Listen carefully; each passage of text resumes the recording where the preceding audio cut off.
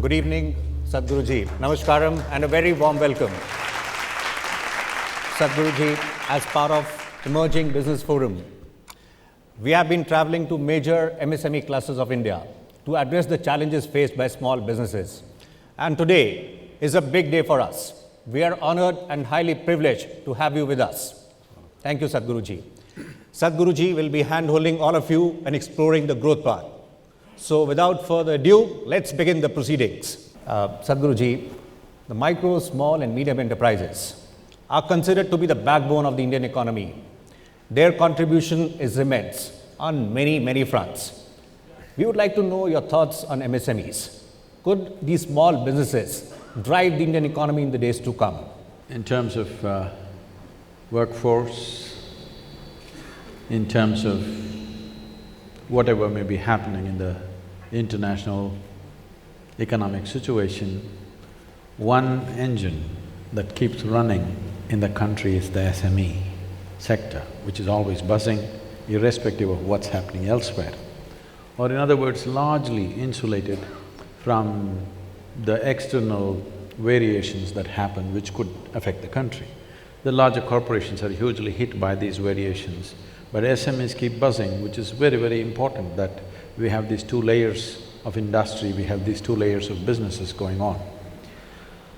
I feel one of the… myself being at one time running an SME long time ago. Okay, in which year? Late 70s. So, one thing I found was, in India, there is a very cruel financial situation when it comes to the SMEs. They have to prove that they're successful before they start which is unfortunately expected from the financial institutions. I think easing this situation, I think from what I know, many SMEs have closed down mainly because there is no healthy, active financial support for them.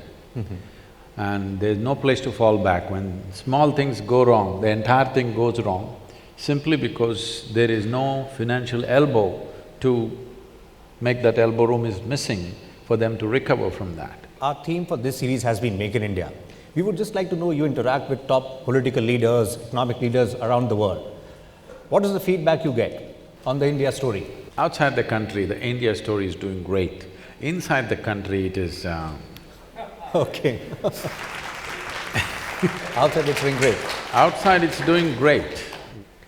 Anybody who thinks in whatever, a year and a half, suddenly Make in India will become a big success, obviously don't know how a nation runs, obviously do not know how an industry is built, obviously do not know anything about the business situation. In 18 months, you can't make in India everything. You can make a policy, it is for the people to take it up and make it a success. I would say you must give it 8 to 10 years before you make a judgment on that. I feel the necessary policy is done. Indian people, if the necessary policy facilitation happens, the people of India will make it a success. I'm 100% sure of that. Right, meaning we are on the right path? We are, but you know, our path is full of potholes as usual. We have to fix it. A nation like India, as diverse and as large as India is, it can't be fixed overnight. We should stop such fanciful things. First of all, what I see is, unfortunately, the kind of lies and the kind of exaggeration that you speak at the election time is happening throughout the 5 years. No, those last 2 months you speak all kinds of rhetoric just to win an election, it's okay, I will allow that margin for you. But the rest of the 5 years, we must talk sense. Yeah. We should not talk unrealistic things. Once we were growing, we were told that if you have money, money makes money. Our series has been there to promote entrepreneurship, to boost entrepreneurship in the country. But nowadays it feels like if you have an idea, you have vision, you can take risk, then you can go miles. Is this assessment right? See, this money makes money business comes from a capitalistic era. I feel in India, we need to facilitate finance in a big way.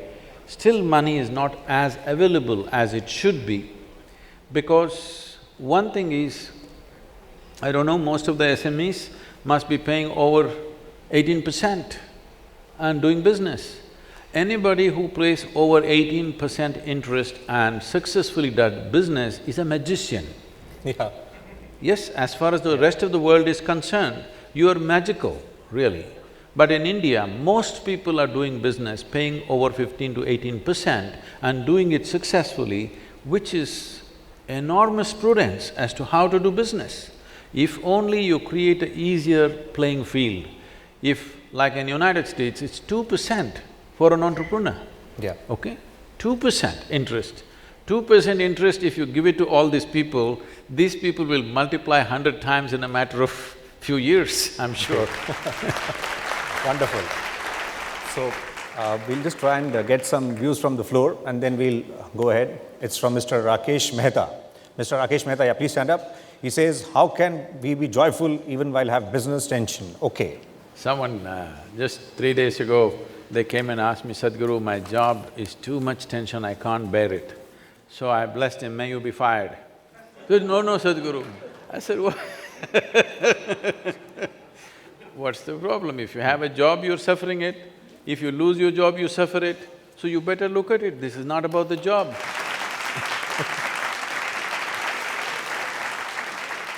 Right now, we need to understand this. Your tension, your stressfulness has nothing to do with the job or the work or the business situation that you're conducting.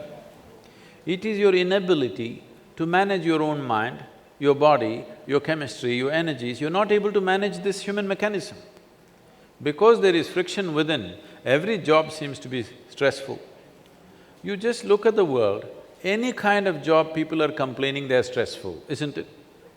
See, if people are poor, they suffer poverty. You make them rich, they suffer taxes. If they're not educated, they suffer that. Put them to school, endless suffering. If they're not married, they suffer that. Get them married I won't say anything. So this is not because there is something wrong with your life situation, your inability to manage this. Next question is from Madam Rama Devi. You want to ask something? Yeah, please go ahead, ma'am. I am from an MSME sector, that's small and medium enterprises. Many of our industries, we are trying to be get into lean manufacturing to be competitive in this market. But what's happening, the rate of interest, what we are paying is 14.5% to the banks. So this is killing our competitiveness. I know you would welcome a rate cut, but you know Reserve Bank cuts rate 0.25% at a time because there are she's laughing because it's a joke, because it doesn't affect you anyway. But there are other larger fiscal issues. If you suddenly cut the interest rate, many other imbalances will happen, which the economy will become unstable and choppy. So they cannot cut the interest rate, they can work towards it. Before we take the next question, Sadhguru, one observation. Once we traveled across the country, we picked up one success story in each city, and there were some entrepreneurs who were doing very well, but somehow they were not that much qualified. So they were school dropouts, but they have done really well. So is qualification required to be a successful entrepreneur, or even without that, entrepreneurs have done wonders? Being a dropout is a qualification. Okay. Because we need to understand this. Enterprise involves many things. Individual flair, opportunity, the times in which we are, and the region in which we are placed, many things. It is not because of any one factor that an entrepreneur just bursts out. There are many factors. So one important thing that needs to happen is, in our education system, instead of simply studying chemistry, physics, biology, which most people never make use of, there has to be, in high school level, there has to be something about enterprise. Business education must come at high school level, not at some other level when you know, individual people have gone out of their own capabilities. We have not created an ecosystem of business because still most people in the country have not understood that well-being will come to us not because of success of military machines or popular politics. It will only come to us when our businesses succeed. This is not sank into us deep enough yet. We have to bring business education into high school level. Children must be exposed and they must know there is a possibility of entering business and doing their own business. Next question is from Vikram Aditya Narayan. You said that we make money and we lose money. What happens when one loses values? I feel you said you make money and you lose money. My intention is you should not lose money. You must make money and invest money so that it works for everybody's well-being. Because you can't eat money, you can only invest it and make it grow so that the well-being that you enjoyed reaches as many people as possible. When you talk about values, I don't think business should depend on values. We must have clear, unambiguous laws which are 100% enforceable. You should not leave the playing field of business to individual values. Each person will have his own value and they also know how to subvert their values whenever it is necessary. Our laws should be so clear-cut, unambiguous and enforceable, there is no room. It must be very clear in this country what is right in your business, what is wrong in your business. It should not be left to you or me to make the decision. Sadhguruji also meet industry stalwarts, corporate biggies, and these big corporates are also SMEs at one time. What is that these small businesses can learn from them? And what is that they should not learn? Just 4 days ago, Narayan Murthy, who started as a small entrepreneur, who is today a name that the entire world respects, was with us in a conference. And he was sharing a few things. I will take the liberty of saying what he said. When people asked him, when he chose his partners, which is an important part of the business, the other 6 or 7 people that he added to his business, they were 12 years junior to him. But when we took them as partners, though the company was not very big and he had a vision to make it big, that's different, he gave them 15% each stocks. People said, you're crazy. They're 12 years junior, most of them have only 1 year experience in software industry and you're giving them 15% stock. He said, it doesn't matter because I'm not doing this for money. I want 100% of their involvement. They should not be thinking of anything other than making this into a success. And for him, it paid off because it is better to own 15% of 50,000 crores than own 100% of 5 crores. And above all, it is most important that people who are working with us are willing to throw their lives into it. I've also prepared some rapid-fire questions for you. If you allow, we'll just like you to reply in yes or no, or maybe 10 seconds, a few words on that, and take a few questions from the floor. Just before that, one more question. Like you were talking about SMEs growing, it is also seen that the bigger the corporate, the bigger tensions they have, more anxiety. In fact, they lose their happiness also at times. So, what is that, how SMEs should actually plan their path ahead?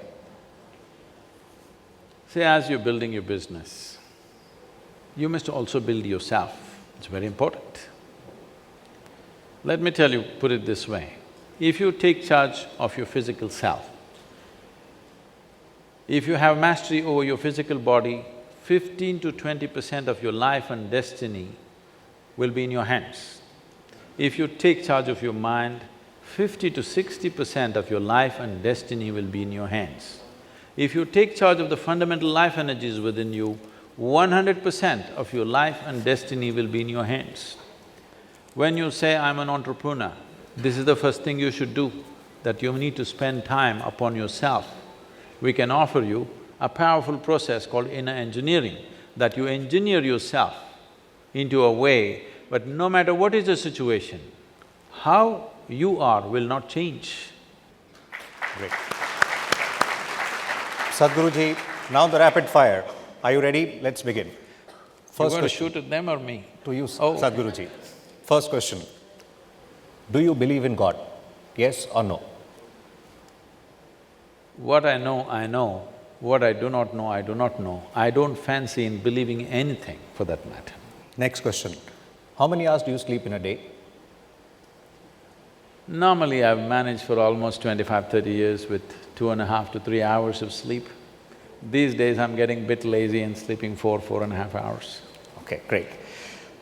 Do you prefer eating light food? No, I eat very heavy. I eat only once a day and eat very heavy. Okay, great. Did you At least one meal I want to eat the way I want to eat. Wonderful. Sadhguruji, did you ever had a role model in life? No, I never roll with models. Sadhguruji, when was the last time you got angry? See, I made myself like this, that nothing within me ever happens without my permission. If you want me to get angry, I can get angry right now. But can you get me angry? Never. Okay. Do you prefer to drive a bike or to fly a plane? An airplane is faster Okay, great. and the sky is big. Right, Sadhguruji. Thank you for this rapid fire. Now we'll just take a few more questions from the floor. Yeah. Sadhguru, in one of your discourses, I heard you saying that a guru is like a compass.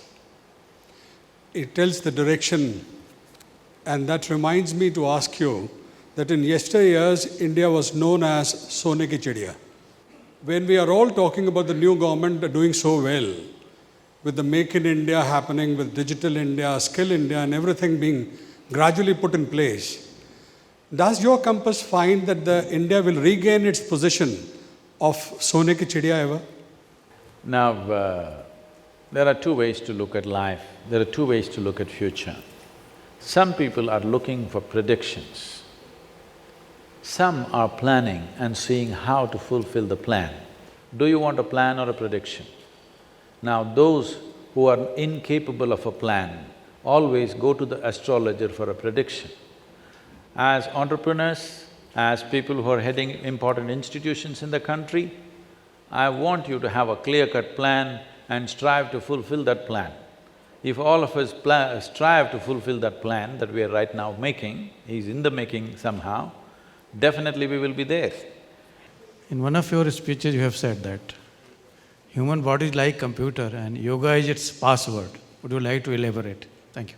See, you you have to admit, whatever many of you may be manufacturing or operating, you have to admit, this human mechanism is the most complex and sophisticated machine that you have seen.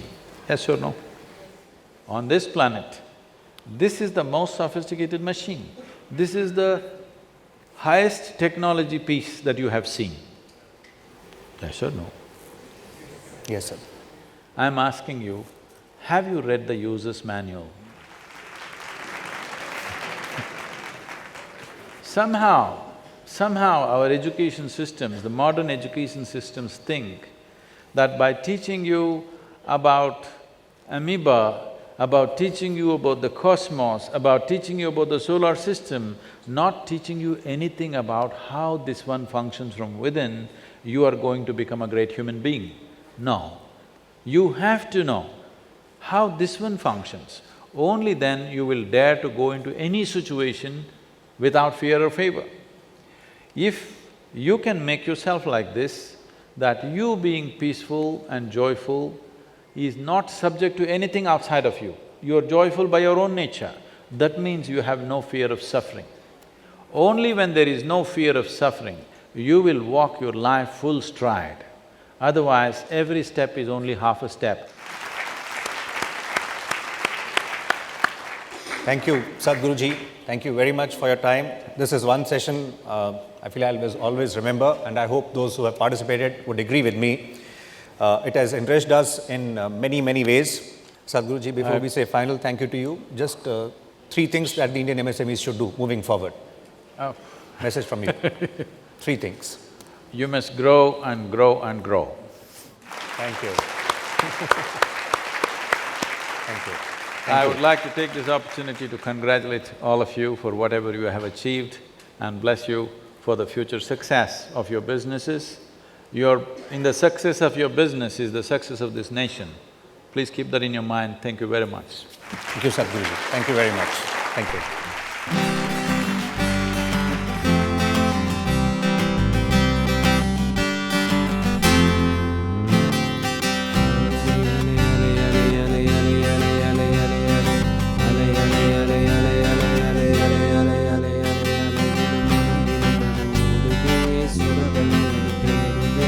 உயிரின் உறவு